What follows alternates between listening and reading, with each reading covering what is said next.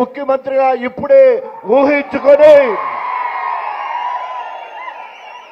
కేటీఆర్ వస్తే మాకు భరోసా, కేటీఆర్ వస్తే మాకు అండ, కేటీఆర్ వస్తే పరిపాలనా దక్షకుడు, మొత్తం విషయ పరిజ్ఞానము, సవ్యసాచి, అన్ని రంగాల్లో ఆరితేరిన దిట్ట. ఇవాళ కేటీఆర్ గారిని చూస్తే రేవంత్ రెడ్డికి పడుతుంది. కేటీఆర్ ఊసెత్తాలంటే ఉలిక్కి పడతా ఉన్నాడు. ఎక్కడ పోయినా కూడా కలల కూడా కేటీ రామారావు గుర్తొస్తున్నాడు. ఎందుకంటే రైతులకు మోసం చేసిండు రేవంత్ రెడ్డి, మహిళలకు మోసం చేసిండు రేవంత్ రెడ్డి. చివరికి దళితులందరినీ కాకుండా బీసీలందరినీ కూడా ఇప్పటికీ 42% రిజర్వేషన్ కల్పిస్తానని చెప్పేసి మాయ మాటలు చెప్పి బీసీలను మోసం చేస్తా ఉన్నాడు. ఇప్పటికే కేసీఆర్ పాలనలో దాదాపు 45 నుండి 55% వరకు బీసీలకు అవకాశం ఇచ్చిన చరిత్ర బీఆర్ఎస్ ప్రభుత్వాన్ని, కేసీఆర్ గారిది. మళ్ళీ కూడా ఇప్పుడు కూడా బీసీలకు తప్పకుండా ప్రభుత్వం మన కేసీఆర్ గారి సహకారంతో అందరికి అవకాశాలు వస్తాయి. ముఖ్యంగా మరి చేవెళ్లలో దళితులకు మరి ఖర్గే చేత మరి డిక్లరేషన్ చేసి 10 లక్షలు దళిత బంధు ఇస్తారంటే మేము 12 లక్షలు ఇస్తామని చెప్పేసి పేరు చెప్పి ఉన్నది పోయింది, ఉంచుకున్నది పోయింది.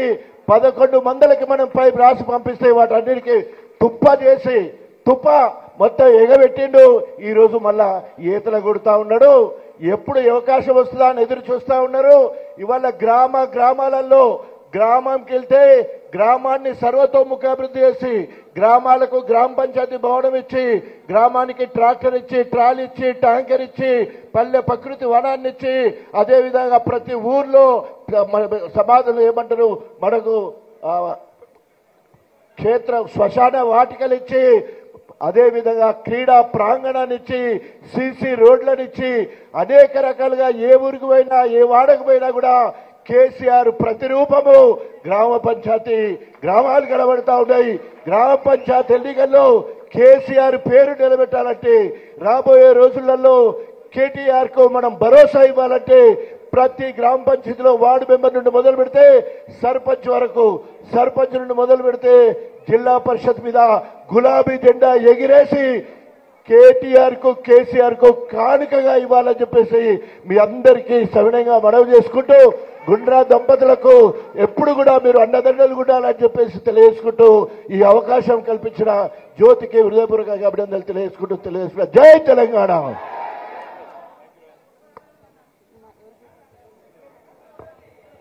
ఇప్పుడు మాజీ జిల్లా పరిషత్ చైర్మన్ సాంబారి సంబారావు గారిని 2 నిమిషాలు మాట్లాడాల్సిందిగా కోరుతా ఉన్నాం.